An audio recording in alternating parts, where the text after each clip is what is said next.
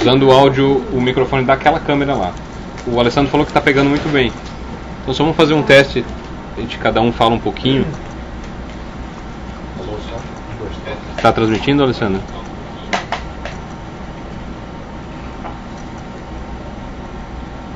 Nós estamos atrasados para começar o programa.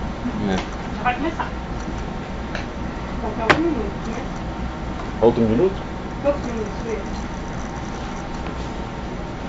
Já era para começar. Então vamos embora. Pode ir? Não, porque tem que testar o áudio ainda ali. Da propaganda. Mas já vai começar. Vai dar tudo certo.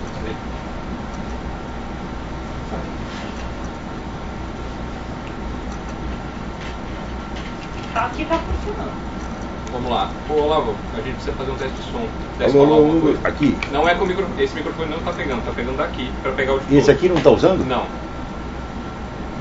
Então, Pode falar alguma alô, coisa? alô, 1, 2, 3, testando. Briguei, fala alguma coisa. Alô, som, testando. Tá ouvindo bem? Então vai esse mesmo. Tá bom. A imagem tá ok?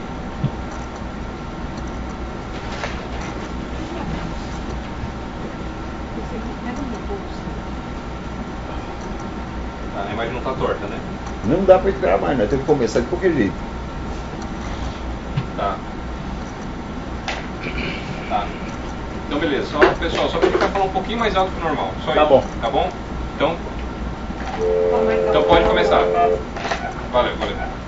Falou, vai começar. Tchau. Welcome to Blog Talk Radio. Please enter your host PIN when finished. Press the pound key. Não, tá bom. Não há problema. Deixa eu ver como é que é Well, thank you, Nancy. Let me change. Listen carefully to the beat before making your selection. Start your show now. 1. Começar. Your show will go live in 5 seconds. 4, 3, 2, 1. Blog Talk Radio.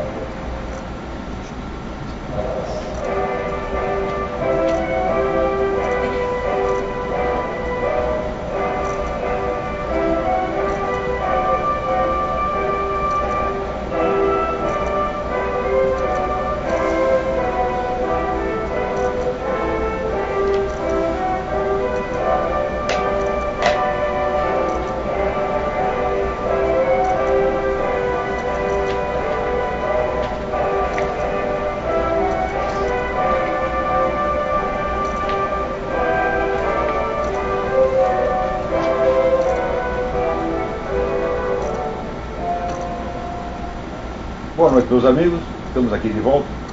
Como sempre, começamos invocando a Santíssima Virgem Maria, o Santo Padre de Pietrelcina, para que roguem a Deus que nenhuma injustiça se cometa nesse programa. Aqueles que estão assistindo por imagem devem ter reparado que hoje aqui o cenário está um pouco diferente, porque nós temos aqui 5 convidados ilustres, né, escritores brasileiros e um de Portugal, que vieram aqui para discutir comigo a situação atual da cultura de língua portuguesa, especialmente no Brasil, mas também em Portugal. Temos aqui o Ângelo Monteiro, o Rodrigo Gurgel, Bruno Garchagen, Miguel Bruno Duarte e Paulo Briguet. E daqui a pouco eu vou entrevistá-los.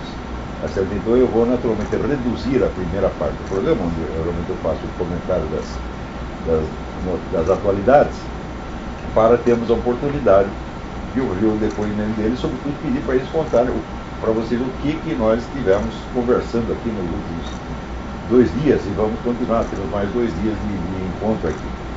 Este encontro, fazia muito tempo que eu queria fazer isso, porque a situação da cultura no Brasil chegou a um ponto que já ultrapassou da calamidade, já é paciente terminal, UTI, é um negócio catastrófico como nunca houve no mundo. Porque aqui a gente fala da cultura americana, os americanos dizem, não, a nossa cultura está decadente. Você não sabe o que é decadência, você não sabe o que está falando, aquela boca burro, né? Você tem ideia, por exemplo, aqui você tem, no mínimo 1.000 ou 2.000 revistas de alta cultura circulando, todas muito boas, né? Com todas as orientações políticas e religiosas e ideológicas possíveis, né? O debate político aqui é feito na base de livro. Quer dizer, não adianta para um político dar uma entrevista, não adianta nada. Você não tem conhecimento suficiente do assunto para escrever um livro, primeiro, ninguém vai prestar atenção nele, ninguém vai entrevistar um sujeito que soltou uma ideia num artigo de jornal. Então, primeiro, um livro. Então, por exemplo, cada eleição aqui saem uns 1000 livros. Né? Quando isso acontece no Brasil? Quando sai algum livro sobre a eleição no Brasil, é assim, pode ter saído, né, algum livro sobre as eleições de 1954. Né? Ou o Hélio Gaspar, os livros que me trouxe aí do Hélio Gaspar, sobre 1964. Né? E o debate político brasileiro não é nem sequer por artigo de jornal, é entrevista de televisão, é entrevista do Faustão. Né? Então, o que eu acho engraçado é o seguinte, o brasileiro não consegue imaginar o que é isso aqui. A diferença de tamanho das coisas no Brasil e aqui é tão monstruosa, que o brasileiro ele fica aquela formiguinha achando que o elefante não existe, esse elefante não está com nada. Né? Eles acham que o americano é burro, que o americano é inculto, que o americano não estuda. Os caras falam isso, meu Deus do céu. O que ele pode fazer? Né? É uma coisa para você chorar, você ficar consternado. Né? Aquele negócio do médico mandou não contrariar. Então tá bom, meu filho, a coisa é assim, tá legal. Diz que sim que acalma. Diz que sim que o sujeito acalma, exatamente.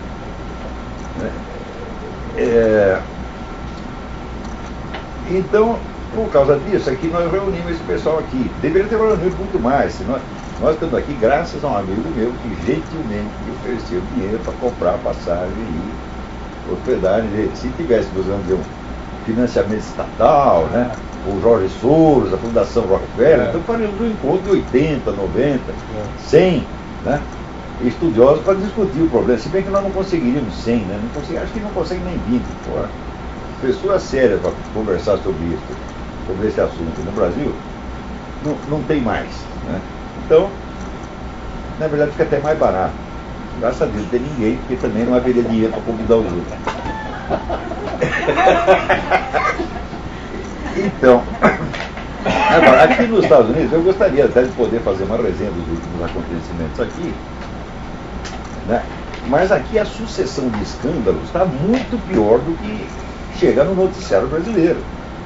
Né? Agora já descobriram, por exemplo, que o imposto de renda não estava só espremendo o pessoal do Tea Party da direita, não, estava espremendo a direita e estava facilitando a esquerda. Então descobriram, ao mesmo tempo que eles estavam, né, fazendo um assédio fiscal com as turmas do Tea Party, eles estavam liberando e isentando de imposto tudo quanto é ONG esquerdista, inclusive uma que pertence ao irmão do Obama, uma ONG feita para dar sustentação ao governo do Sudão, que é um governo genocida. Estava lá o cara com isenção de imposto, porra. Né? E que também não era só ONGs, conservadores que estavam sendo apertados. Também os governos dos estados, que são governados por conservadores, o imposto de renda já estava lá estrangulando todos. Quer dizer, era um golpe de Estado, praticamente, dado através do imposto de renda. Agora, é o seguinte, gente, eu sou brasileiro, né, eu sou apenas um rapaz latino-americano. Né, quer dizer, eu quando cheguei aqui, eu saí do Brasil com 58 anos, quer dizer, eu tenho 58 anos de experiência de ver sacanagem, porque a política no Brasil é só sacanagem. Né? Então, a hora que eu vi o Barack Obama e o Eric Holder, quando eu vi o Eric Holder a primeira vez, eu vi ele assim com aquele chapéu palheta e a camisa listada, um pandeiro na mão. Eu falei, eu já vi esse cara no Rio de Janeiro, na Bahia. Conheço o tipo, porra. Né? E uma navalha no bolso. Né? Quem é que não conhece, porra, né? E o Barack Obama, os caras estavam discutindo se ele tinha nascido no Havaí ou no Quênia. Eu falei, não, ele nasceu na Bahia, porra. Vocês estão completamente enganados. Esse cara é brasileiro, porra. Ele é um discípulo do Lula. Ele estudou mensalão, ele tirou PhD em mensalão, junto com o Saul Alinsky. E ele vai bater carteira de todos vocês, tá certo? E vai botar toda essa curiosa, esses bandidos de Chicago, ele vai levar tudo pro governo, né? E instituir um negócio que o pessoal do mensalão vai ficar com inveja. Eu falava isso em 2008, e até as pessoas mais inteligentes, até o pessoal do Eric Berger Forum, né, olhava e falava, tudo desconfiado. Não, já se viu, né, isso não existe, você está exagerando. Passados 2 anos, todo mundo, putz, mas ele tinha razão. Eu falei, claro que tem razão. Mas eles não estão aqui acostumados com esse nível de sacanagem grossa. Aqui tem sacanagem, mas é de alto nível. Por exemplo, os Clinton, eles faziam o negócio para fazer tudo bem arrumadinho, disfarçadinho, né? Mas o Obama nem isso, né? O Obama é grosseiro, ele é um cara do terceiro mundo mesmo, não tem nem dúvida. Então o cara chega lá, ele não tem um documento válido, né? Agora esse pessoal do Arpaio, eles têm as provas definitivas de que a certidão do cara, a certidão nacional do cara é falsificada. E o certidão de alistamento militar também. Aliás, nem precisava investigar tanto. A certidão precisa porque tem problemas técnicos envolvidos, mas o alistamento militar não precisava. Então, agora, pela primeira vez, tem um Congresso Nacional dos Xerifes aqui, e o Arpaio, o investigador-chefe dele, o Mike Zulo, foram lá e contaram tudo, e agora os xerifes vão fazer pressão para que haja uma comissão de investigação no parlamento. Porque não adianta você fazer processos, né, em corte estadual. Não adianta, pelo seguinte, durante o processo você vai precisar de documentos de órgãos federais sobre os quais as cortes estaduais não têm jurisdição. Então você perde o documento, os caras simplesmente não entregam, o processo vai para as picas, né? Como aconteceu já várias vezes. Então essa turma do Arpaio eles não dão ponto sem nó. Falam, não, peraí, não vamos processar ninguém, não vamos tomar medida, não, nós vamos inventar um jeito de pressionar o Congresso, porque eles queriam uma investigação. Por quê? O Congresso tem jurisdição para exigir qualquer documento e a turma tem que entregar, né? Então, eles estão fazendo a coisa certa. Essa organização de xerife é extremamente poderosa, porque isso aí na verdade, são todas as polícias dos Estados Unidos. Agora, pior, quando o Mike Zulo chega lá e explica o negócio da certidão, passa lá o vídeo mostrando, né, a falsificação, ninguém sabia de porra nenhuma. Tá? Quer dizer, essa notícia circula pela internet, mas não sai na grande mídia. Então, o que não sai na grande mídia, atinge grupos específicos, que pode até ser numericamente significativo, mas você não tem aquela garantia de que a nação sabe da coisa, de que há uma consciência comum disso aí. Então, quer dizer, essa coisa foi ocultada durante 5 anos. Agora, na minha medida que depois que você aceitou na presidência um cara que não tem documento, que nunca teve uma porra do emprego, a experiência política dele era 4 meses de Senado, nunca foi, né? Porque você aceita um completo desconhecido lá, você vai estranhar que ele é batedor de carteira, né? Que ele está lá tomando seu dinheiro, passando a mão na bunda da sua mulher, né? Comendo sua filha, limpando o pau na cortina. Não pode estranhar nada, até para esperar tudo do cara, tudo, né? E ele de fato está fazendo tudo, grampeando o telefone de tudo quanto é jornalista. Veja, esse negócio do imposto de renda, a tudo do imposto de renda entregou para o movimento de esquerda, né, toda a vida fiscal do Mitt Romney durante a eleição. Só que agora que descobriu. Então, quer dizer, praticamente essa eleição foi inválida. Aliás, e a outra também, a 2008 também. Mas o pessoal está descobrindo tudo isso muito tarde, levaram muito tempo. E é curioso você ver o respeito dos americanos pela formalidade do processo judicial e do processo parlamentar é incrível. Para eles é como se fosse um negócio religioso. E é por isso que as coisas vão devagar. É por isso que, vamos dizer, quando aparece um malandro aqui, ele tem muito sucesso. Porque é o cara que não respeita nada, lutando contra pessoas que respeitam tudo. Então, por exemplo, tem aquela advogada Orly Bates, que é uma imigrante russa, ela faz um forobodó, faz um barulho e tal, e ela quer processar o Obama por causa do número do Social Security. E ontem eu vi uma entrevista um dos investigadores que trabalha lá com o Felipe Arpaio, ele dizendo que isso aí é absolutamente impossível, pelo seguinte, você só tem a prova de que o Obama usou um Social Security falso pela internet. Quer dizer, você faz uma consulta e te dá um número que aparece o número do Social Security do Obama aparece em nome de outra pessoa. Só que isso aí não é prova judicial, você precisa do documento impresso no papel. O documento impresso no papel você tem que solicitar do escritório central do Social Security, o qual não vai te entregar o papel. Então o processo morre. Isso já aconteceu muitas vezes.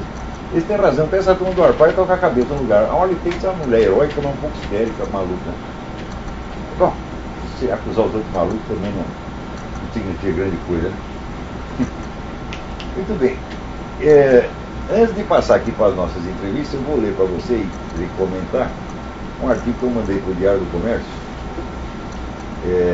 e que não foi publicado ainda, mas vocês vão ter aqui em primeira mão. O artigo chama-se Tinha de Acontecer. Então, a maior, a mais profunda e aparentemente a mais irrevogável consequência da dissolução do Império Soviético foi esta. Como agora o comunismo não existe mais, qualquer um está livre para defender as mesmas políticas que os comunistas defendiam, impor os mesmos controles sociais que os comunistas impunham, atacar e denegrir as mesmas pessoas e valores que os comunistas atacavam e denegriam, cultuar e enaltecer os mesmos ídolos que os comunistas cultuavam e enalteciam, tudo isso sem jamais poder ser chamado de comunista. Os comunistas, é claro, sempre gostaram de camuflar-se, de agir sob 1000 máscaras irreconhecíveis. Mas agora já não precisam disso. São os seus inimigos que os camuflam, que os escondem, por medo, por terror pânico de parecer saudosistas da Guerra Fria ou, aspas, extremistas de direita, sabendo que hoje em dia tudo que esteja à direita do centro-esquerda é extremismo. Em vez de um comunismo que não ousa dizer seu nome, temos agora um comunismo do qual os adversários não ousam dizer o nome. Tão intenso entre liberais e conservadores o temor de pronunciar a palavra proibida, que qualquer semi-analfabeto de plantão numa cátedra universitária, com o retrato de Che Guevara na camiseta e o livrinho dos pensamentos do presidente Mao no bolso, estourando de orgulho por ter ajudado a matar 100 milhões de pessoas, pode se alardear comunista no horário nobre e em cadeia nacional, seguro de que todo mundo verá nisso nada mais que um modo de dizer, uma graciosa hipérbole usada por repater le bourgeois, por um bom menino que no fundo do seu coraçãozinho não é comunista de maneira alguma. Foi assim que, sob a proteção de uma densa e bem articulada rede de proibições linguísticas e inibições mentais, o movimento comunista chegou a dominar quase todo o cenário político latino-americano, a controlar todos os países da Europa Ocidental por meio de um grupo de burocratas jamais eleitos, que é, como já viu o Pedro, nada mais que isso, a retomar o poder em várias nações recém-egressas do comunismo e até a colocar um dos seus mais devotos servidores da presidência dos Estados Unidos. Enquanto todos que viam isso acontecer temiam que, se dissessem que estava acontecendo, soariam tão antiquados quanto um deputado da UDN, tão malvados quanto o torturador fascista, ou tão loucos quanto o mais inventivo teórico da conspiração. Como foi possível que transformação tão vasta, tão rápida e, em aparência, tão paradoxal viesse a suceder? Como foi possível que a queda fragorosa de um regime falido e reconhecidamente criminoso se seguisse não o debilitamento ou extinção da corrente política que por toda parte o sustentava, mas sim, ao contrário, a sua ascensão espetacular à posição de ideologia mundial dominante e, graças à proibição de nomeá-la, inatacável? Só faço essa pergunta por caridade para com a burrice alheia, para com a indolência mental e a covardia moral daqueles que hoje, somente hoje, começam a suspeitar de algo que já estava óbvio e patente nos primeiros anos da década de 1990. Óbvio e patente, é claro, para quem observa, estuda, investiga e busca a verdade no meio da confusão. Não para aqueles que se sentem tranquilos e seguros de si, porque assistiram ao Jornal Nacional, leram a Folha de São Paulo.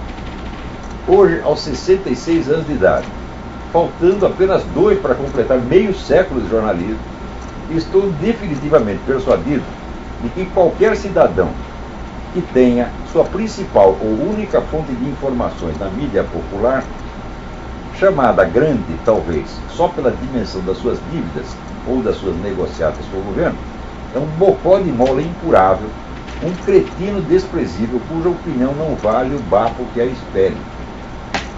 Vendo o sucesso mundial do comunismo sem rosto, não cabe perguntar como isso aconteceu, e sim como poderia não ter acontecido.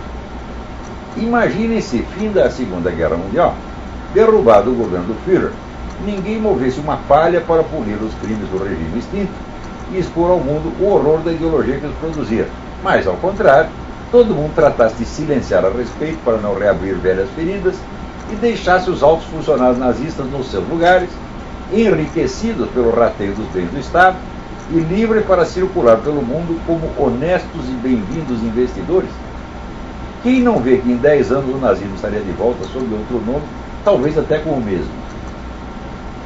Poderíamos ter vencido o comunismo em 1991, disse Vladimir Bukovsky, mas para isso precisaríamos de um novo tribunal de Nuremberg.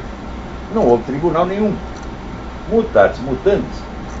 De que serviu abortar em 1964 o golpe comunista que se preparava no Brasil? Se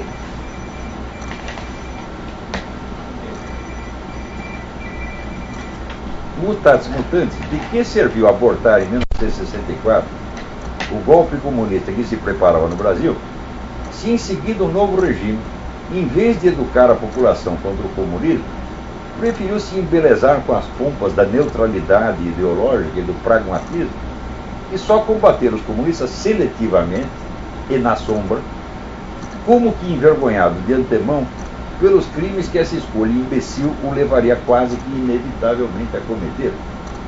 Eles decidiram combater somente as facções armadas da esquerda. E mesmo assim era um combate meio escondido, no porão, não podia divulgar, tinha censura em imprensa, ninguém sabia quem estava preso, quem não estava, tudo escondido. Ora, você começa a agir escondido, você vai fazer merda. É a coisa mais inevitável. Mas por que eles faziam isso? Eles tinham vergonha de assumir publicamente um conservadorismo, um anticomunismo. Então se faziam de neutros em público, enquanto combatiam a esquerda armada na sombra. Então você fala, bom, depois teve toda aquela violência, mataram não sei quantas pessoas, quer dizer, nem foi tanto comparado com outros países, né? Mas a escolha que eles fizeram, baseada na mais extrema covardia ideológica, covardia que os levava à total indefinição, né? Criou uma situação que teria que desembocar necessariamente na ilegalidade e no crime. Isso é coisa que a gente também estava discutindo ontem, quer dizer, essa extrema covardia e indefinição do brasileiro, né? O sujeito, às vezes, por não ter coragem de tomar postura moral, acaba tendo que fazer uma violência física depois. Que foi exatamente o que aconteceu com essa milicada de 64. Que, agora eu estou lendo o livro do Hélio Gaspar, eu não gostei do Hélio Gaspar, mas o livro dele sobre a ditadura está muito bom mesmo, né? E ele mostra lá que os milicos chegaram lá sem saber o que iam fazer. O cara pergunta, qual é o plano? O plano é o seguinte, vamos tirar o Jango e depois a gente vê o que faz. Né? Você vê que é um plano estratégico extraordinário. Né? Então, chegaram lá, daí se inibiam, nunca fizeram um raio de uma campanha anticomunista. Quer dizer, você faz um golpe militar, vinha vindo, o Jango fez 3 tentativas de golpe. Na terceira se ferrou porque veio um contragolpe. Então essa história de dizer que nessa Marília Gabriela, não, mas era um governo ilegal, que chegou lá por um golpe, não, o governo já estava lá dentro de golpe, pô. Então, você faz um governo para bloquear um golpe comunista e depois você não fala uma palavra contra o comunismo durante 20 anos. Eles falavam contra, por exemplo, a esquerda armada, a propaganda que o governo fazia contra eles era totalmente não ideológica. Era assim, são assaltantes, são assassinos, né, são bandidos, sabe? Como se fosse bandido comum. Não tinha tonalidade ideológica nenhuma. Quando foram entrar com alguma propaganda ideológica, tardiamente, já depois do governo Médici, também não falava de comunismo. Era o Brasil, a pátria grande, o progresso, a Petrobras, o caralho a quatro. Quer dizer, autoglorificação. Campanha anticomunista nunca fizeram nenhuma. Quando decidiram inventar a porra da educação moral e cívica, Mas problema brasileiro. Problema brasileiro. Sim, não, no começo chama educação moral e cívica, depois virou problema brasileiro. Uma universidade. Então fala, bom, vamos educar as pessoas. Eu quero aqui educação moral e cívica. Também não pode falar em comunismo, não pode entrar em questões ideológicas. E chamaram quem para fazer o manual oficial de educação moral e cívica? O padre Fernando Bastos Dávila, que é um cara da esquerda, porra. Daí abriram as cátedras de educação moral e cívica no país inteiro. E não fiscalizaram quem entrava. Quem ocupou as cátedras? A turma do partido, porra! Quer dizer, deram emprego para comunista. Quer dizer, você faz isso, do ponto de vista ideológico, você assume uma atitude, uma covardia extraordinária, tá certo? E depois você vai combater a esquerda armada no porão, né?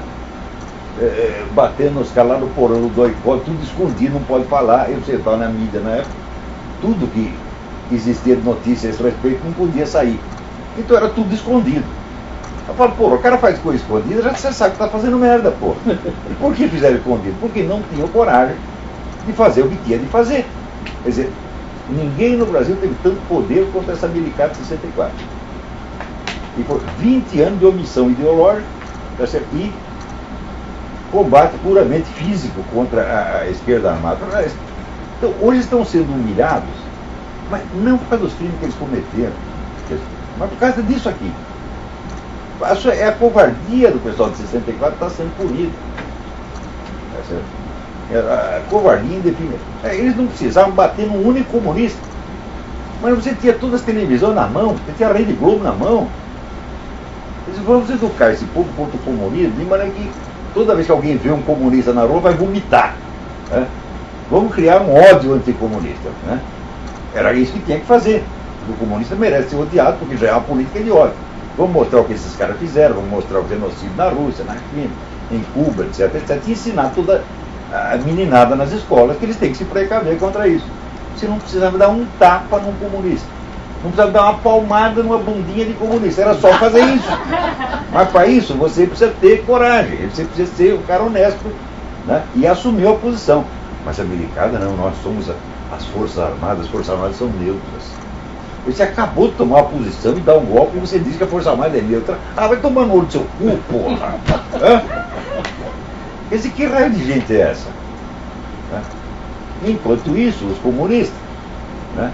Heróicos comunistas, no dia 31 de março ao 1º de abril, não se prendeu ninguém, não se bateu ninguém, né? Mas eu lembro a gente, estudante, secundarista, saindo na rua para procurar os lideranças esquerdistas para ter orientação. Cadê as lideranças? Estão tudo fugindo, porra! É um bando de cagão também. Pior ainda, o Prestes fugiu tão rapidamente que esqueceu a caderneta com os endereços dos amigos dele, que foram tudo presos. Né? Quer dizer, é um festival de covardia já naquela época. O único dele que tinha culhão ali foi o Carlos Lacerda. Esse tinha culhão comigo, tinha 3 bolas.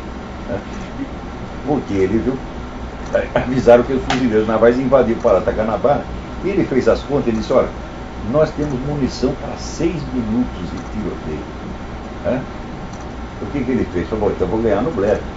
Foi pro rádio e chamou lá o comandante dos fuzileiros navais, que era o almirante do Aragão. Chegou, Aragão, seu filho de uma puta, vem aqui que eu vou te matar. Vocês foram lá? O Aragão também não foi. Esse fez alguma coisa. E justamente este, porque é um líder popular, a milicada, ficou com inveja do cara e cortou a carreira dele. Então é só cagada, para tudo quanto é lado, pô. Você não vê realmente uma inteligência lúcida nessa hora. E quando você vê um ato de coragem, como o Lacerda, foi um ato inútil. Né? Porque ele, na verdade, se você disser quem foi o comandante militar, a única ação militar que houve em 64 foi o Carlos Lacerda através do rádio. Né? Porque o Mourão Filho tinha começado a sair de lá de Minas Gerais para chegar no Rio, nunca nem chegou no Rio. É aquele negócio do golpe por telefone, né? Pelo telefone, todos os generais você tem aí, eu tenho 5, eu tenho 6, ganhei. Né? Então, foi assim mesmo. Né? Então o único gesto heróico que teve foi um gesto heróico inútil. Por quê? Porque o Lacerda ele não tinha apoio suficiente entre os milicos, ele também não se lembrou. Falou, não adianta eu ser o gostosão, falar em público, etc. Se eu não tiver apoio, né, se eu não tiver a minha lista de generais também, eu não vou para adiante. E ele esqueceu desse pequeno detalhe, 1 ano e meio depois os generais acabaram com ele. Então é só burrice, quando não é covardia é burrice, quando não é as duas coisas juntas. Tá certo? Então, não é uma história que honra ninguém, não honra a esquerda, não honra as Forças Armadas, não honra a mídia. Né? Se você vê o Globo, né, o Globo puxando o saco da milicada, etc, etc. Depois quando vem a esquerda, de volta, puxando o saco da esquerda. E mas que puta que pariu! O brasileiro mal puxa saco do universo, não pode ver um saco e começa a puxar, porra. Quer dizer, como é que a gente vai ter orgulho de pertencer a uma merda dessa? Eu não tenho vergonha de ser brasileiro, porque eu não tenho culpa. Eu sou um pobre espermatozoide que foi jogado lá da Península Ibérica.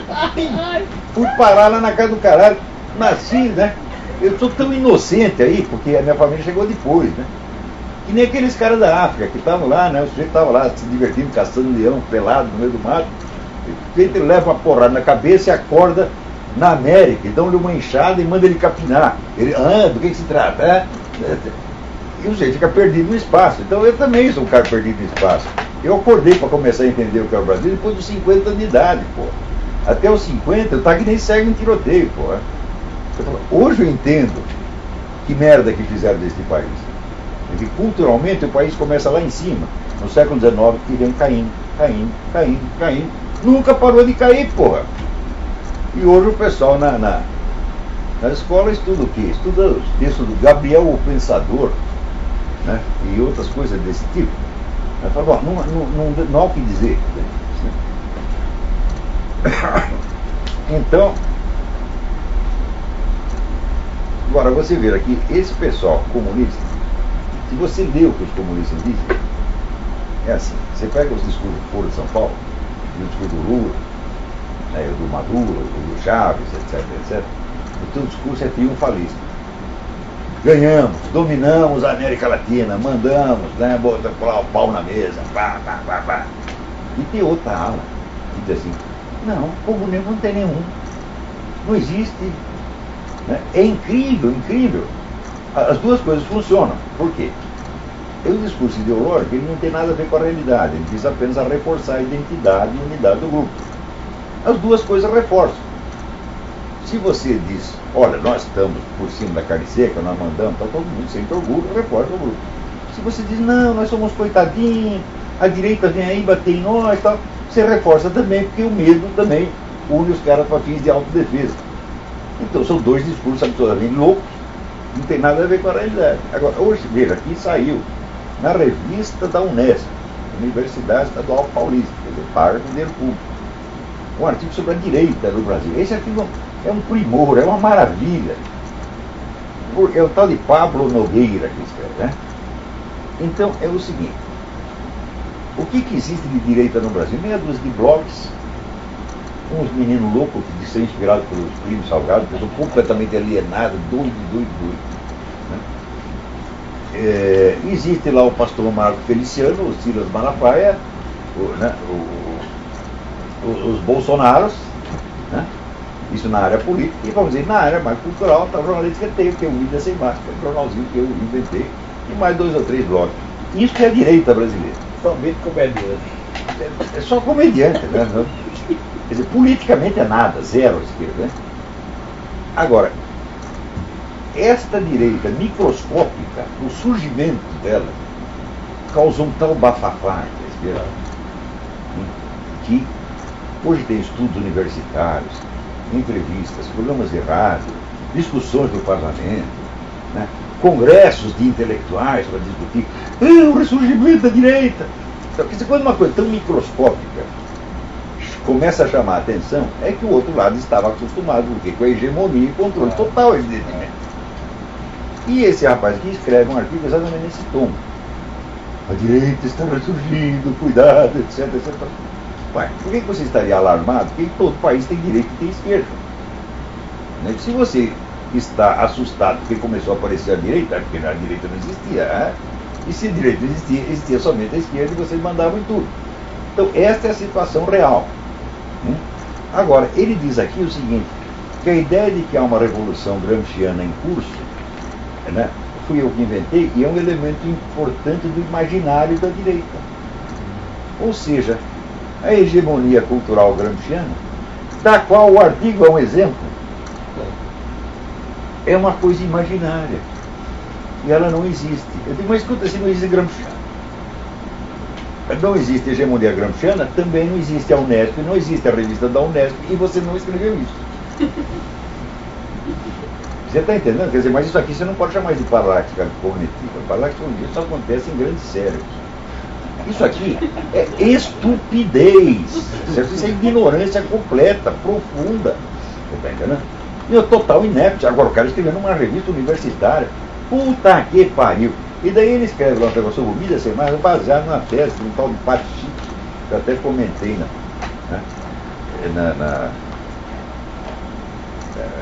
no Diário do Comércio, e diz aqui,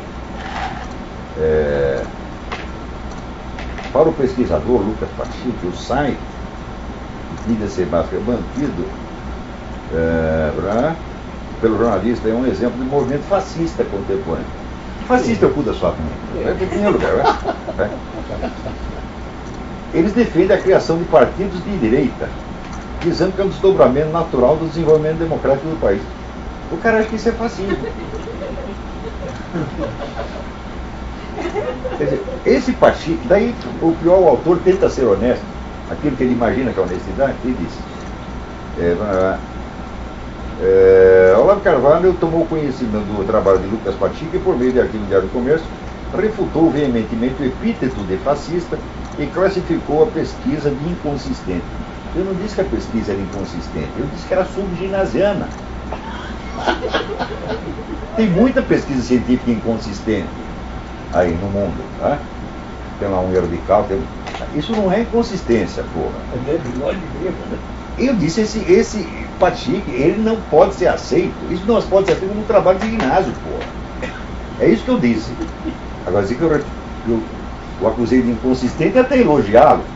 É a mesma coisa que eu dizer que esse seu artigo, o seu Pablo Nogueira, é inconsistente. Isso não é inconsistente, isso não serve para limpar o cu.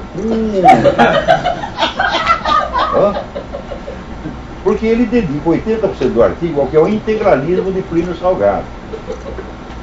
E ele diz que está surgindo nova direita inspirada no integralismo de Plínio Salgado. Diga, puta que pariu, aí também é demais, né? Quer dizer, vê, tudo que eu escrevi sobre o integralismo, Plínio Salgado era um bom rapaz, mas ele está completamente fora do mundo, uma idiotice completa, uma coisa absolutamente ridícula. Até ontem mesmo na reunião aqui ele estava comentando lá. Olha, o índio na história americana teve uma presença. Por quê? Porque à medida que o pessoal ia para o interior, topava com os índios, tinha que brigar com os índios, tinha que se arranjar, fazer um acordo com os índios. Então quer dizer que a população americana convivia com os índios, no dia a dia. No Brasil, o pessoal que ficava em São Paulo, Rio de Janeiro, nunca via um índio. Então era um índio imaginário. Então você dizer, o índio expressa a cultura nacional, nunca na vida, porra. Agora, um movimento que começa adotando a palavra indígena como saudação, Anauê, por pessoas que nunca viram um índio na vida, caralho. Então já é um negócio alienado completamente. É isso? Como é todo esse movimento modernista de 22, no qual os integralistas, da onde saiu o integralismo, é tudo um negócio alienado. O que nós temos a ver com integralismo? Outra coisa, esse pessoal que se diz inspirado no integralismo é só estudante, bocó. São pessoas que não têm uma organização política, não têm militância, não têm bosta nenhuma. Mas precisa mostrar que existe uma direita. Você precisa criar a ameaça direitista. Ao mesmo tempo que você diz que a ameaça da Revolução Gramsciana é inexistente. Então significa, o Foro de São Paulo não significa nada, o governo Chaves não significa nada, toda essa interconexão entre Cuba e esses governos queridos da América Latina, esses 12 governos queridos da América Latina, não significa nada, tudo que o Lula fez no Foro de São Paulo não significa nada, e significativo é o quê? O ressurgimento da direita sob a figura de 3 ou 4 estudantes que estão fazendo um site de merda. Então, eu vou dizer que esse artigo é inconsistente, mas não, isso não é inconsistente. Isso aqui é absolutamente psicopatológico. Quer dizer, esse é um caso, vou dizer, de burrice criminosa, de inépcia criminosa. Quer dizer, você está ganhando dinheiro para escrever isso para honesto, rapaz? Toma vergonha na sua cara, gastar dinheiro público para escrever uma merda dessa, pô. É assim que o negócio está no Brasil. Bom, muito bem, vamos parar de choradeira. Você vê que incrível, quer ver? Aqui, parece que tem uma reunião no Círculo Militar, não sei em que cidade. E aparece que o general Marco Antônio Felício da Silva, dizendo que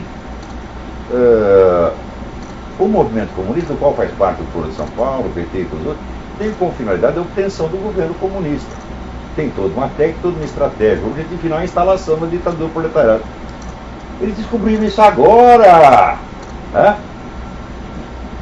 Porque já é para você ficar com dentes. Tem um general que acordou e está falando do Foro de São Paulo. No ano de 2013, ele descobriu isso. Pois eu falava isso no Clube Militar do Rio de Janeiro 20 anos atrás. E daí os caras, você está exagerando, o Lula mudou. Você não acredita, tem um cara aqui no Clube Militar do Rio de Janeiro, se o Lula mudou, o Lula está até bonito. Você é gay. Para achar o Lula bonito, Vai ser muito gay. Um pouco só não basta. Se for uma parada gay, isso é... quantos daqueles acham o Lula bonito, né? 2%, 3%, os mais velhinhos já, desiludidos, né? Já desistiu de pensar naqueles garotos musculosos. Serve o Lula. Você começou a achar o Lula bonito, porra. Né? Agora, então, eles descobriram que existe o Foro de São Paulo, que existe a Revolução Brasileira. Os caras já ocuparam tudo. Não há mais nada. Não tem espaço para nada. O pessoal fala da censura no tempo dos milicos. O que era a censura? Era um funcionário da Polícia Federal colocado em cada órgão de mídia para cortar certas notícias. Né? Ali no Estadão, eu trabalhava, o censor nem entrava no prédio, ele ficava na portaria, os caras não deixavam entrar. O que é a censura hoje? Se você pensar, quantos esquerdistas você tinha nas redações e na direção das redações? Todas as redações de jornais e canais de TV eram chefiadas por esquerdistas. Né? A opinião da mídia era maciçamente antigovernamental, embora fizesse negociação com o governo. Quantos, fora da grande mídia, quantos órgãos da chamada imprensa nanica existia? 80, 100, 200, para tudo quanto é lado. Agora, se você perguntar hoje, né? Quantos jornais no Brasil tem um diretor de redação, vamos dizer, cristão conservador? Nenhum. Quantos colunistas conservadores cristãos você tem na mídia brasileira? Nenhum. Né? E sites, quando aparece um site é um escândalo, não pode. E no parlamento, quando aparece antes tinha um direitista, como escreve no cheque, com H, um direitista que era o Bolsonaro. Daí apareceu 2, que é o Feliciano. Escândalo nacional. Então, quer dizer, o controle da opinião pública da ditadura, comparado com o que tem hoje, é nada. Hoje você tem a censura total. E as pessoas ainda dizem, olha, ele está dizendo que tem censura. Sabe esse negócio de você fazer chacota quando você não consegue responder? Eu não sou contra a chacota, quando a chacota é baseada em fatos. Mas quando você usa chacota para substituir os fatos, é que você está com treta, né? Eu disse, ele diz que a esquerda controla a mídia. Pronto. E aí esse se espalha como se fosse argumento absolutamente fulminante. Quer dizer, é um humorismo pueril, um humorismo de criança, né? Não é ridículo, é grotesco. Né? E aqui no rapaz estão dizendo que a Revolução Gramsciana no Brasil faz parte do imaginário da direita. É a porra. Né? E o cara na Unesp, que é a Universidade do Tal Pardim de Moraes, a universidade que criou 20 anos atrás o Centro de Estudos Marxistas. Eu até escrevi uma cartinha para lá, vocês topam escrever um Centro de Estudos Antimarxistas? Claro que não responderam. Então agora me responde, seu Pablo Nogueira. Quantos centros de estudos antimarxistas existem nas universidades brasileiras? Nenhum. Quantos centros de marxismo? Agora criaram até 5 universidades juntaram para criar o Centro de Difusão do Comunismo. Mas não tem Revolução Gramsciana, não tem Revolução Cultural nenhuma, é tudo coisa imaginária. Como é que não pode discutir com um animal desse? Sabe? É um menino subdesenvolvido, né? Cheio de complexo, né? Morrendo de medo do Marco Feliciano, né? E misturando tudo, mistura Marco Feliciano com integralismo, com mídia sem máscara, com liberalismo. Puta que pariu, né? Como é que se pode discutir com essa gente? Então, vamos dizer, ele de certo modo, né, é aquele negócio que ele está falando, o falecido Daniel Brilhante de Brito, olha, o senhor me convidou para trocar umas ideias com ele, mas eu não vou, porque eu vou sair perdendo na troca. Então, não se pode conversar com essas pessoas, você tem contato, você chegou perto do Pablo Nogueira, o seu QI baixa 21 graus. Né? Pablo Nogueira, Pachique, essa gente toda. Você fica burro só por contato, tá entendendo? Né? Tem um negócio chamado dermatite de contato, aí é estupidez de contato. Você encostou no cara, pronto, já para o seu QI. 5 vezes que você encontra o cara, você não tem mais QI nenhum. Então, não dá para conversar com esse cara, eles estão abaixo, né, da possibilidade da discussão. Então, tem na retórica já tem uma figura que é ignorácio elenque, quer dizer, o sujeito não sabe do que você está falando e, no entanto, ele tem opinião. E esse pessoal sofre de ignorância elenque, assim, já em estado terminal. Já estão morrendo, né? o que fazer, pô? Não adianta discutir com esses caras, não temos que persuadir. Nós temos que dar alguma educação. Pegar um cara como esse Pablo Nogueira, falar, nós vamos te dar alguma educação aqui, vamos elevar o seu QI, tornar você capaz de pensar. Né? As pessoas estão tão abaixo da crítica que não há. Você não pode combatê-las. Combater esses caras é que nem você dá soco num leproso, porra. Lutar jiu-jitsu com o leproso. É até perigoso. Então nós temos que dar um pouco de saúde para eles. E era isso mesmo que nós estávamos discutindo aqui. Então eu vou aproveitar aqui e pegar os nossos convidados e pedir para cada um deles conte para vocês alguma coisa do que estivemos conversando estes dias e vamos continuar por mais 2 dias. Precisa passar o microfone ou pode direto, né? Então contem aí. Começa você, Rodrigo. Então, como diz ele, é o nosso abade. Bom, nós estamos aqui já hoje o 3º dia fazendo algumas reflexões sobre o estado da cultura brasileira dentro da nossa cultura, sobre a nossa literatura e avaliando então, mas não só fazendo um diagnóstico, né? um diagnóstico necessariamente pessimista, né? Mas também procurando elaborar não propriamente soluções, mas perspectivas que nós poderíamos abrir para ampliar o debate e para buscar iluminar as coisas que hoje são vistas apenas sob um único ponto de vista, né? Que é o ponto de vista esquerdista. Porque a Revolução Gramsciana existe e tem demonstrado o seu poder, controlando as publicações, controlando os jornais, controlando as universidades, controlando as publicações culturais, né? E tanto existe que é como o Olavo disse, quer dizer, um site como Mídia Sem Máscara, por exemplo, um pobre site, é constantemente alvo de ataques de hackers, de tudo. Por quê? Porque de fato o que eles querem é a unanimidade absoluta, né? Querem controlar absolutamente tudo, não pode haver divergência de opinião. Vou fazer uma pergunta para você, né? Porque esse pessoal, assim, se você discorda de uma coisinha deles, eles já criam por trás de você uma organização e acham que você é a direita, é um movimento direitista. Exato. Você não pode ter uma opinião. Agora, vamos lançar essa pergunta para todos vocês. Nós aqui somos a direita? Nós somos um movimento ideológico da direita? Você é? Você é um ideólogo da direita? Você é? Você é? Você é? Você é? Não que eu saiba. Não temos merda nenhuma a ver com direita nenhuma. Achamos a coisa mais desprezível que tem. Tá certo? No entanto, eles veem a gente dar uma opinião contra eles. É a direita que está avançando. Depois que tem certo, são psicótico. Não, e ficam fazendo elucubrações como se nós tivéssemos altos financiamentos, né? Como se existisse uma organização, né, multinacional, poderosa. Não, essa pergunta, quem financia? Deve ser o Jorge Soros, o Grupo Bilderberg, alguma coisa assim, porque eles estão acostumados a encher o cu de dinheiro dessa organização. Então, se aparece um sujeito e a coragem de se opor a eles, então deve ser tão covarde quanto ele, só tem essa coragem porque está bem respaldado. Eu não preciso de respaldo nenhum, meu filho, pode mandar vir 1000 de vocês, essa esquerda é um bando de covarde, um bando de capado. Em 64 saiu tudo correndo quando não havia perigo nenhum.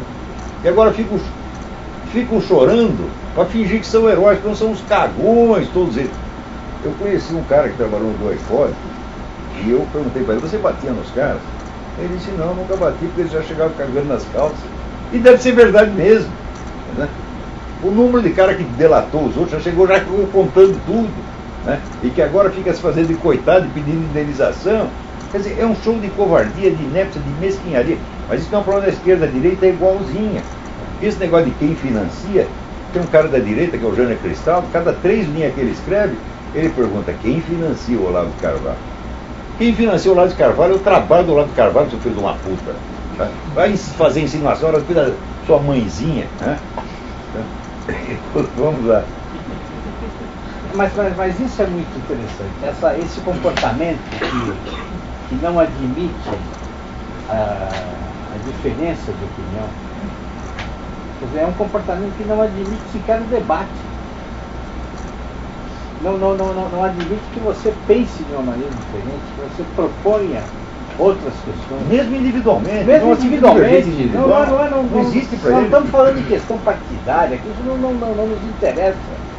Ninguém aqui está fazendo política partidária, ninguém está interessado nisso. A questão é essa, quer dizer, o país não pode viver sendo guiado, sendo comandado por um pensamento único. Não, e pior que eles usam a expressão do pensamento único. Claro. Eles vêm lá com o pensamento único e dizem que são contra o pensamento único. Exato. Mas o único pensamento único que tem é o seu, pô. Exatamente. E é o que Tanto eles você querem vai falar de impor. Safato. Ele, quando apareceu o negócio do Marco Feliciano, ele descreveu essa frase que eu considero imortal. Né? É uma das 7 maravilhas do mundo.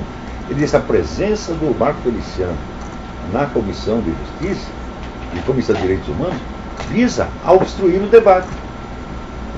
Quer dizer, se tem um cara com opinião contrária, acabou o debate. Acabou o debate. Então o debate só é um puxa-saco do outro, jogar confete um no outro. Mas é exatamente o que eles não querem. É o debate.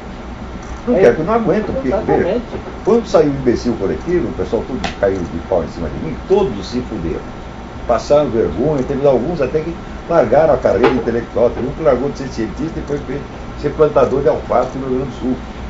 A coisa para a qual ele tem a maior qualificação. Então, daí por dentro, eles chegaram à conclusão de que o melhor é não falar dessas coisas, não lá calar a boca de todo mundo. Né? É mais fácil, de fato. Agora, você imagina, por exemplo, eu não posso debater com o Rafael Pires e Pablo Nogueira, o cara da Unesco, eu não posso fazer isso. Eles, na verdade, eles não precisam de debate, eles precisam de saúde, nós precisamos dar um pouco de saúde mental para eles. Né? Precisamos primeiro tirar esse medo. Vocês estão muito paranoicos, vocês estão com medo do Olavo de Carvalho. Porra, o Olavo de Carvalho é uma boa pessoa, ele não faz mal a ninguém, ele pode até te ajudar, porra. Né? Aqui o Rodrigo já, certo que o Rodrigo já é o que? Um ideólogo do Partido Fascista, o Bruno Gacharra, né? O Miguel Bruno Duarte nem brasileiro é, veio de Portugal, né? É completamente inocente, o Paulo Brigueiro nunca fez mal a ninguém, não temos merda nenhuma a ver com nenhum desses movimentos que nós inclusive desprezamos. Tá certo? Agora, eles acham que nós somos, vamos dizer, a direita ressurgindo. É loucura, né? O que você pensa disso? Essa ausência do debate é muito. É uma coisa muito bárbara, porque só é admitida a divergência se houver convergência, né? Então, se não houver convergência, a divergência ela está completamente. E essa própria divergência já é uma camada dessa convergência. Isso se manifesta de várias formas. Isso se manifesta não só à esquerda, mas se manifesta nisso que se está chamando de direita, né? Quer dizer, a dominação no plano cultural ela é tão grave, tão profunda, que até aqueles que, quer dizer, uma parte daqueles que se colocam contra a esquerda, eles tendem a reproduzir comportamentos da própria esquerda. Eles sequer conseguem romper com esse compromisso, né? E com essa dominação cultural. E por não fazer uma reflexão prévia sobre o que está acontecendo, eles sequer sabem que tendem a se comportar dessa forma. Isso é um problema muito sério, porque como é que você faz uma crítica cultural, como é que você tenta construir ou permitir um florescimento, abrir janelas dentro dessa dominação, se aqueles que se colocam como anti-esquerdistas tendem a reproduzir esse comportamento. Mas você sabe que é uma coisa que eu percebo no meu perfil no Facebook? Assim, o número de amigos, né? Ele varia conforme aquilo que você publica. Então, por exemplo, se você publica uma coisa que tem os loucos de direita, né? Que querem botar a esquerda toda no paredão e fuzilar. Sim, mas eles não têm nenhum estilingue. Claro. Mas eles acreditam que podem, né? E querem.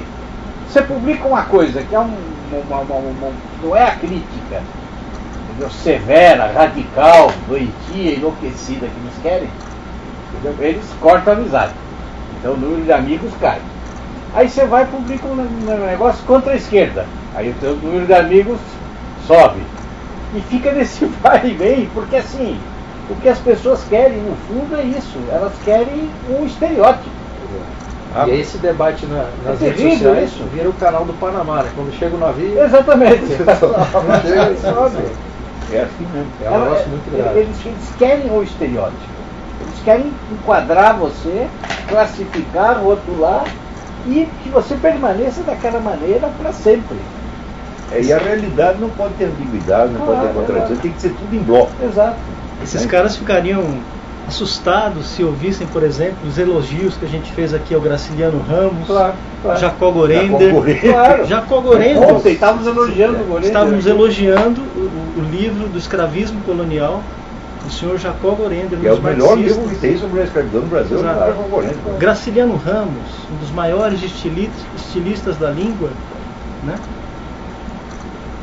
Então, essas nuances escapam completamente a essa mentalidade que hoje, até o professor Olavo usou essa expressão ontem, a mentalidade, o marxismo universitário, né? Uhum. Eu fiquei pensando hoje, professor, o marxismo universitário, ele está para a história do pensamento da mesma maneira que o sertanejo universitário está para a história da música.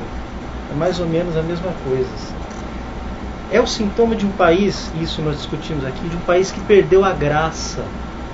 O país perdeu. O que é a graça, né? Estava pensando no trecho do Lavelle, eu fui buscar o trecho do Lavelle em que ele arrisca uma definição de graça. Olha que interessante. A graça é a fusão de dois termos que parecem se excluir. A facilidade do difícil e a espera do inesperado. É perfeito repouso e perfeito domínio de si. Liberdade e contenção ao mesmo tempo.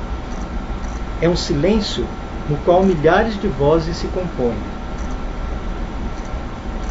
No panorama intelectual brasileiro, hoje, existe algo que se aproxime dessa graça? Mas nem de longe, essa desenvoltura, essa liberdade do espírito, as pessoas não têm mais isso. Isso de uma Você maneira só vê geral. estereótipo e medo e suspeita para tudo quanto é lado.